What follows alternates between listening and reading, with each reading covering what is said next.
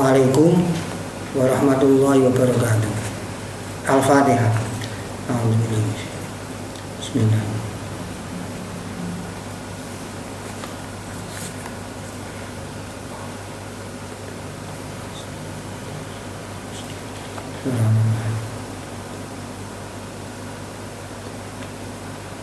Bismillahirrahmanirrahim. Alhamdulillahirabbil alamin. Wassalatu wassalamu ala asyrafil anbiya'i wal mursalin wa ala alihi wa sahbihi ajma'in. Anak-anak sekalian yang berbahagia, kali ini kita akan mempelajari hadis yang ketiga dari kitab nikah.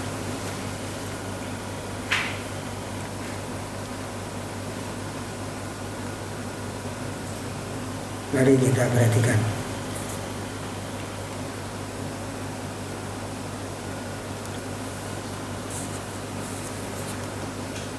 Wa anhu radhiyallahu anhu qala kana Rasulullah sallallahu alaihi wasallam ya'muruna bil ba'ati wa yanha 'anil tabattuli nahyan syadidan wa yaqulu tazawwajul walud al-wadud fa inni mukasirun bikumul umama fa inni mukasirun bikumul anbiya'a yaumul qiyamah. Rawahu Ahmad wa sahahahu Ibnu Hibban wa lahu syahidun inda Abi Dawud wa Nasa'i wa Ibnu Hibban min hadisi Ma'qil bin Yasar. Wa anulan ka cerita saking Anas bin Malik radhiyallahu anhu qala ngendika sinten Anas bin Malik kana Rasulullah yang pangendikan kana Rasulullah sallallahu alaihi wasallam kana ana Rasulullah sinten Rasulullah sallallahu alaihi wasallam ya muruna iku perintah sinten Rasulullah nah ing kita bil baati kelawan nikah wayan halan nyegah sinten Rasulullah anita batuli sanging ninggal nikah karena njunggung ibadah. Nah yang kelawan nikah syadidan kang banget. Wa yaqula ngendika sinten Kanjeng Nabi. Tazawwaju ing pangandikan tazawwaju nawina sira kabeh. Al waluda ing wadon kang akeh anake. Al waduda tur kang akeh tur kang banget disenengine.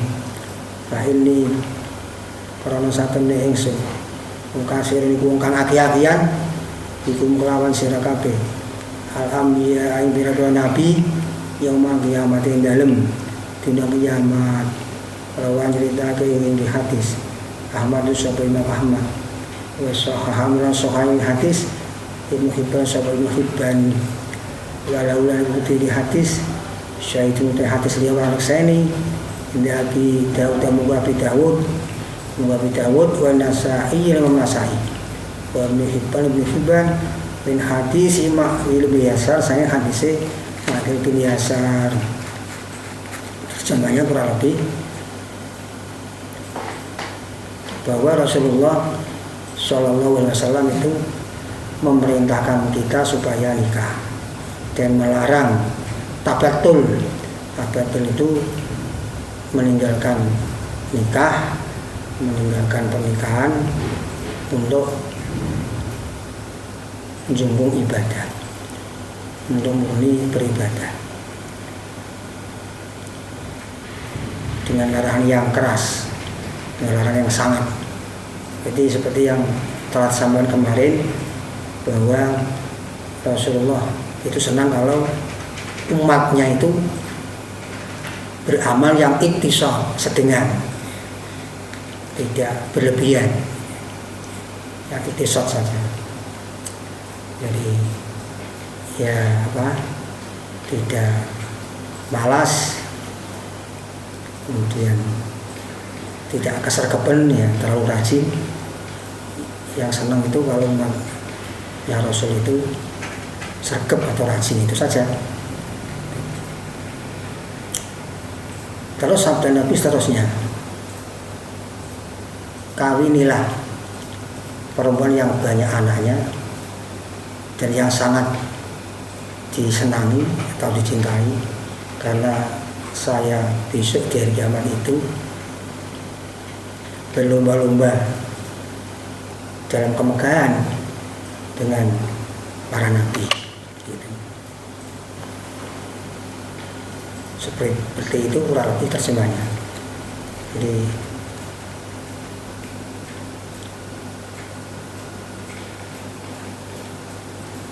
yang dimaksud perempuan banyak anak itu bukan kok terus yang janda anaknya banyak, tidak seperti itu.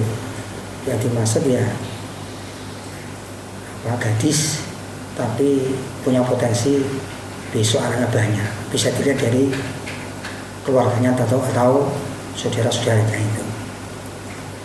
Kemudian wadud itu perempuan yang banyak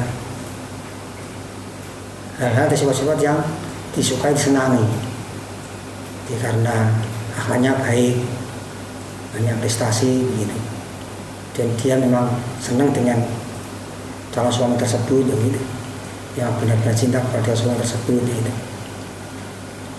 Pesan Nabi seperti itu.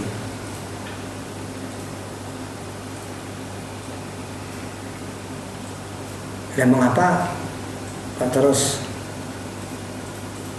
perintah Nabi seperti itu, mengawini perempuan yang banyak anak ya? Karena Rasulullah itu senang kalau besok di akhir hari kiamat umatnya banyak sekali, karena semakin umatnya banyak, semakin banyak orang beriman, itu tentu Rasulullah dapat pahala yang sangat-sangat banyak juga. Semakin banyak pengikut yang beriman, semakin banyak pahala yang begitu. Nah, bermegah-megahan, berlomba dalam kemegahan besok di akhir tidak apa-apa. Kalau di dunia ya tidak baik dianggap pamer, tapi atau yang sombong. Tapi kalau besok di akhir itu tidak apa-apa. Jadi Rasulullah itu senang kalau besok umatnya banyak. Tentu banyak yang berkualitas, jadi umat yang beriman, umat yang soleh kan begitu, umat yang bermanfaat kan begitu. Kalau tidak ada kualitasnya atau prestasinya, ya apa dibanggakan? Banyak tapi tidak berkualitas, tentu ya tidak seperti itu. Insya Allah Rasul yang disenangi adalah itu tadi, banyak dan mereka beriman dan beramal soleh. Terus hadis selanjutnya, Wan Abi Hurairah radhiyallahu anhu ani Nabi sallallahu alaihi wasallam qala tungkahul mar'atu li arba'in limaliha wali hasabiha wali jamaliha wali diniha fadfar bidhati dini taribat yadaka muttafaqun alaihi ma baqiyatis sab'ati. Wa Nabi Hurairah telah cerita saking Nabi Hurairah radhiyallahu anhu ani Nabi saking Kanjeng Nabi sallallahu alaihi wasallam walang niku sinten Kanjeng Nabi tunggahu ing pangandikan tunggahu dinikah amaratu sapa wong wadon di arbain karena perkara papat lima liya rupane karena bandane mar'ah wali hasab karena nasabi mar'ah wali jamal yang karena ayune mar'ah wali dini yang karena agamane mar'ah wali far mongko merkolya sira bidati dini ing wadon kang duweni agama taribat gabelebu ya diaga apa tangan loro ira aina fakri tegese sange fakir muttafaqun alaihi hadis iku diupakati ariyo ing atas hadis maha bagi hadis sabani sertane sekarengane Imam itu. Kalau saya memberi makna muttafaqun alaih, itu alanya tetap saya kasih makna, karena ala itu tidak berarti zaidah. Jadi tidak zaidah. Kalau zaidah ya tidak ada maknanya.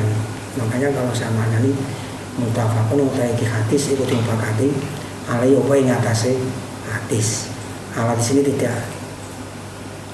tidak zaidah.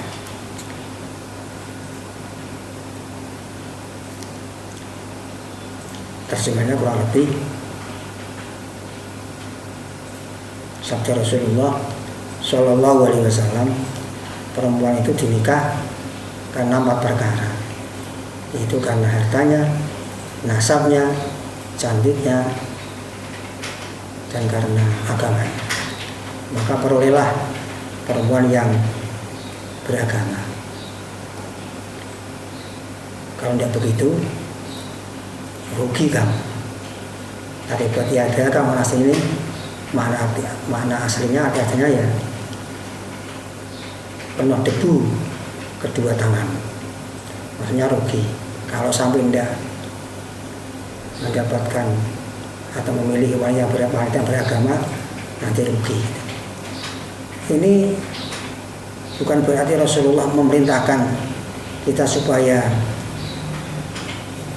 memilih perempuan yang tadi karena hartanya dan seterusnya, tetapi Rasulullah itu hanya menerangkan bahwa biasanya atau ada orang yang menghamili perempuan itu gara-gara karena ingin hartanya, ada yang karena nasabnya, ada karena kecantikannya. Nah, yang diperintah Nabi, yang ditekankan Nabi itu yang karena agamanya.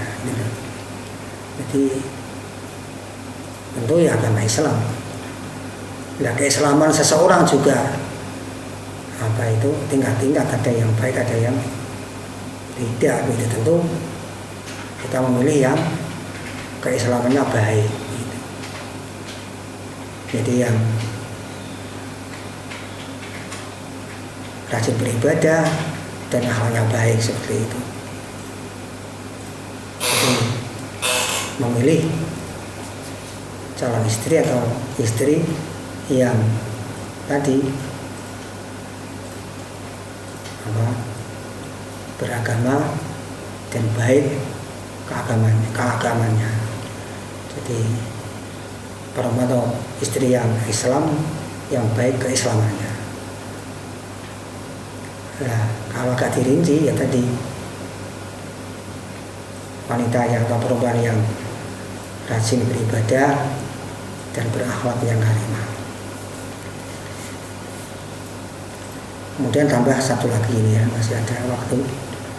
Wa anhu anna Nabiyya sallallahu alaihi wasallam kana idza rafa'a insana idza tazawwaja qala barakallahu laka wa baraka alaika wa jama'a bainakuma fi khair.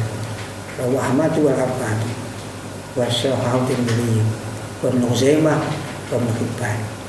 Wa an ulankan cerita saya Nabi Hurairah ana Nabi satemene Kanjeng Nabi sallallahu alaihi wasallam karena iku ana sinten Kanjeng Nabi ida rafa iku nalikane ndongake sapa Kanjeng Nabi insana ing manusa ida tazawwaja nalikane nikah sapa insan kala mongko ndonga sapa Kanjeng Nabi ndongake sapa Kanjeng Nabi barakallahu lak ing kalimah barakallahu lak barakamuga paring barokah Allah sapa Allah laka maring sira muga-muga paring barokah sapa Allah alaika ing atase sira wa syaman muga-muga ngumpulake sapa Allah bena kumain dalem antarané sira loro fi khairin dalem kebagusan.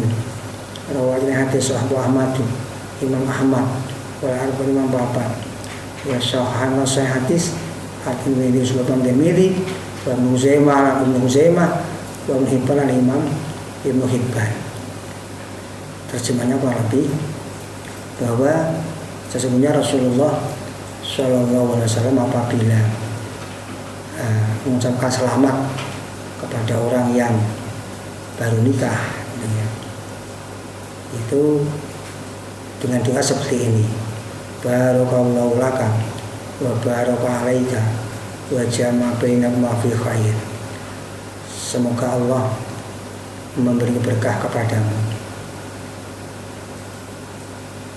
dan semoga Allah memberi berkah kepadamu dan semoga Allah mengumpulkan di antara kamu berdua dalam kebaikan.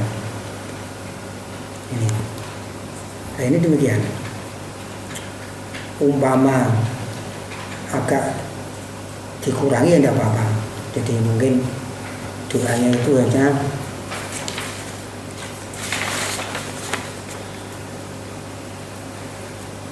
barakallahu laka wa jama'a bainakuma fi khair, itu boleh. Atau barakallahu alaika wa jama'a bainakuma fi khair, juga boleh. Atau dirangkap barakallahu laka wa baraka alaika wa jama'a bainakuma fi khair. Ini ketika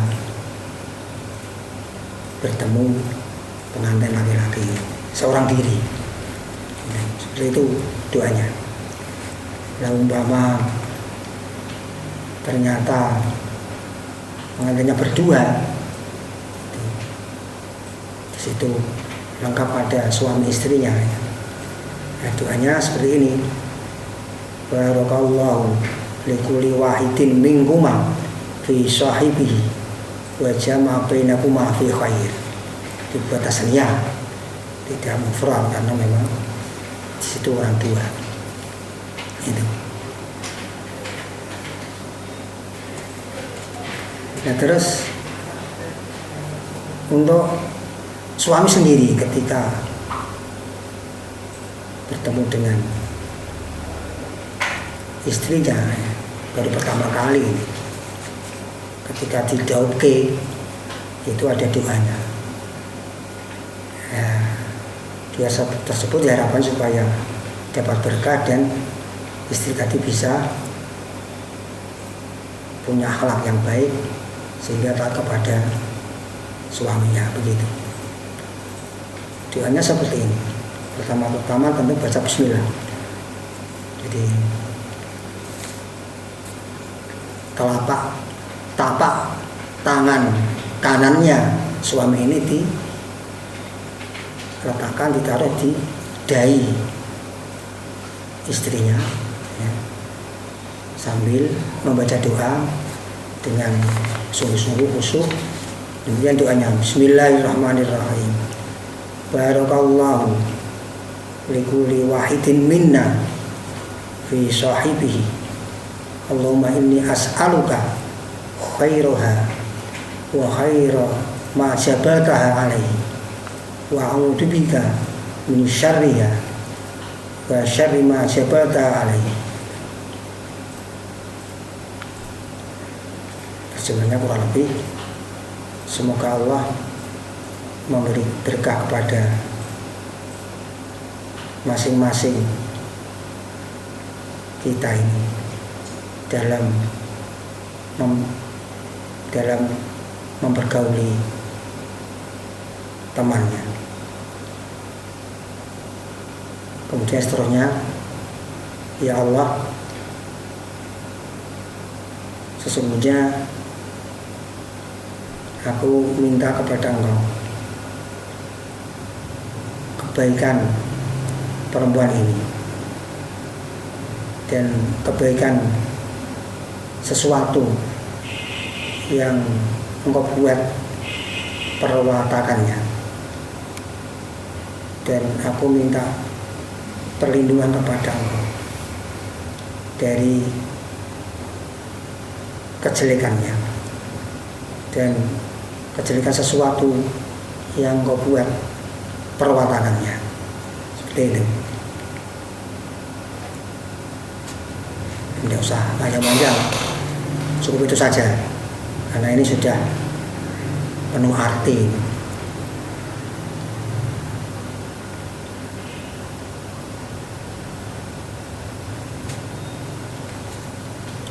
Ya, semula zaman jahiliyah, ketika orang itu mengucapkan selamat kepada pengantin, itu tidak seperti itu, tapi pakai kata-kata birrifai wal bani, birrifai wal bani, artinya kalau lebih semoga rukun dan banyak anak, begitu. Seperti itu mereka itu mengucapkan. Umpama sekarang diucapkan seperti itu seperti zaman jahiliyah, ulama berpendapat makruh. Gimana terus? Ya diganti dengan yang diajarkan oleh Rasulullah Shallallahu Alaihi Wasallam. Yang diajarkan Rasulullah seperti tadi dalam hadis, barakallahu laka wa baraka alaika wa jama'a bainahuma fi khair. Itu. Karena apa? Karena ternyata kalimat yang dibuat oleh Rasulullah ini lebih baik daripada tadi. Coba perhatikan. Kalimat yang dibuat Nabi kan ada kalimat Allah. Itu sudah merupakan keutamaan tersendiri. Kemudian kata barokah. Barokah itu artinya kan cara Jawa mudah-mudah bagus ya. Kebaikan yang selalu bertambah, kebaikan yang bertambah-tambah gitu. Jadi kalau kasih sayang atau kecintaan suami istri ini ketika awal pertemuan, awal jumpa ini, awal dakwah ini hanya 70%, karena ada doa berkah, ada berkah di situ, maka semakin hari semakin tambah, semakin tambah sayangnya, semakin tambah cintanya. Begitu pula ketika baru perkawinan, itu ekonominya pas-pasan gitu. Tapi karena didoakan doa berkah dan sungguh dapat berkah, maka tambah hari semakin tambah semakin tambah rezekinya, semakin banyak rezekinya, semakin bermanfaat rezekinya, kan begitu. Jadi doa yang diajarkan oleh Rasulullah Shallallahu Alaihi Wasallam itu lebih baik daripada tadi yang digunakan oleh orang-orang jahiliyah. Jadi sekali lagi kita ikut apa ajaran Nabi saja tadi, barakallahu laka wa baraka alaika wa jama'a bainakuma fi khair. Di situ barokah pakai mutaaddi huruf jar, lam dan ala gitu. Kalau di kamus itu macam-macam. Umpama kamu mendoakan seperti ini juga baik, maksudnya benar menurut bahasa ya. Barakallahu laka benar, barakallahu fika juga benar, barakallahu alaika juga benar, barakakallah, barakakallah juga benar. Sunnah tadi artinya hai ja'alaka mubarakan. Semoga Allah menjadikan engkau, menjadikan kamu orang yang diberkahi. Jadi terakhir kita memilih dan mengamalkan apa yang diajarkan oleh Rasulullah SAW saja ya. Tadi dalam hadis Bulughul Maram, barakallahu laka wa baraka alaika wa jama'a bainakuma fi khair.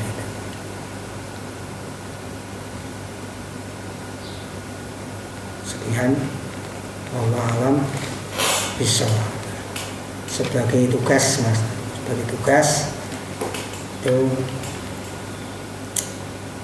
tadi doa yang dibaca oleh suami ketika perjumpaan yang pertama kali, yang tangannya atau tapak tangan kanannya diletakkan di dahi istrinya, yang doanya seperti ini tadi, barakallahu likulli wahidin minna fi sahibihi Allahumma inni as'aluka khairaha wa khairu ma jabalta alaihi wa a'udzubika min syarriha wa syarri ma jabalta alaihi. Itu kamu tulis, kamu maknani gandul, kamu terjemah, selanjutnya setorkan kepada saya. Sekian, wassalamualaikum warahmatullahi wabarakatuh.